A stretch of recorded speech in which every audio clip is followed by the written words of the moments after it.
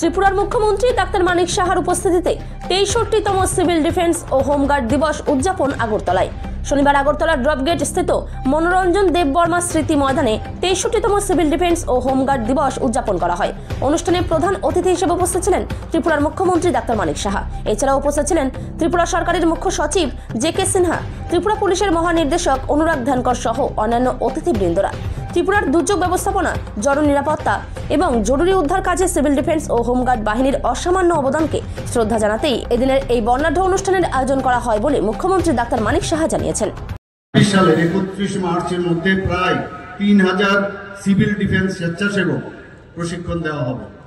স্বেচ্ছাসেবকদের কাছ থেকে সক্রিয় সমর্থন নিশ্চিত করতে এবং তাদেরকে স্বেচ্ছায় সেবার প্রতি উৎসাহিত করতে রাজ্য স্তরে নীতিগত সিদ্ধান্ত নেওয়া হয়েছে। প্রশিক্ষিত স্বেচ্ছাসেবকদের সাধারণ এবং বিপর্যয় উভয় পরিস্থিতিতে বিপর্যয় ব্যবস্থাপনার কাজে ব্যবহার করা হবে। সিভিল ডিফেন্স স্বেচ্ছাসেবকদের মতো এখন আমাদের সমস্ত জেলায় আপদা মিত্র স্বেচ্ছাসেবকগণ রয়েছেন।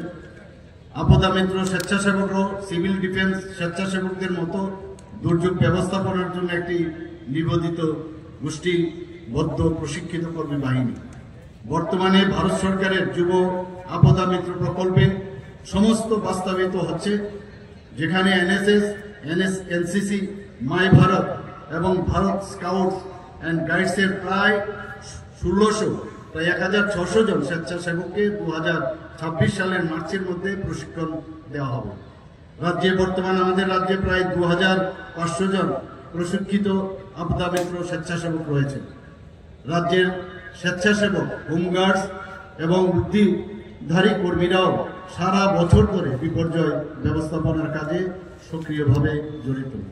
সিভিল ডিফেন্স এবং আপদা মিত্র স্বেচ্ছাসেবকগণ এখন নিয়মিতভাবে কন্ট্রোল রুমের দায়িত্ব, দুর্যোগের সময় উদ্ধার ও ত্রাণ কার্য, সাধারণ জনগণের মধ্যে সচেতনতা বৃদ্ধি ও দক্ষতা গড়ে তোলা এবং প্রশাসনের অন্যান্য প্রাসঙ্গিক কার্যক্রমের সঙ্গে আন্তরিকতার সাথে নিয়োজিত রয়েছেন।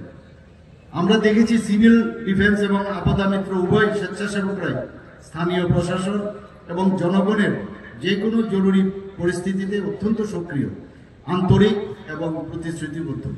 অনেক ক্ষেত্রে এই স্বেচ্ছাসেবকগণ স্বতঃপ্রণোদিতভাবে কাজ করে সমাজে স্বীকৃতি তৈরি করেছে।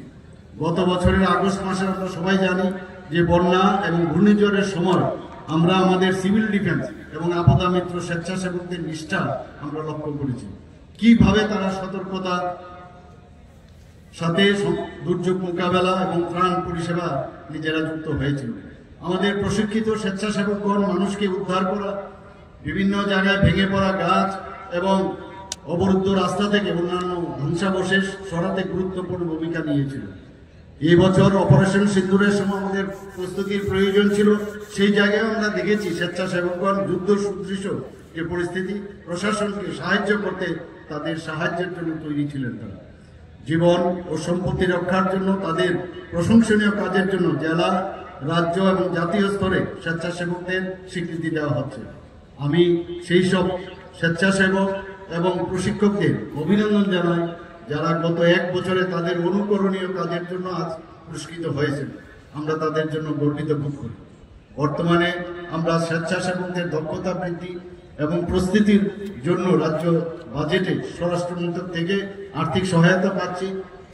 ত্রিপুরাকে একটি বিপর্যয় সহনশীল রাজ্য হিসাবে তোলার জন্য সিভিল ডিফেন্স এবং আপদা মিত্র স্বেচ্ছাসেবকদের সমর্থন দিতে রাজ্য সরকার অত্যন্ত প্রতিশ্রুতিবদ্ধ।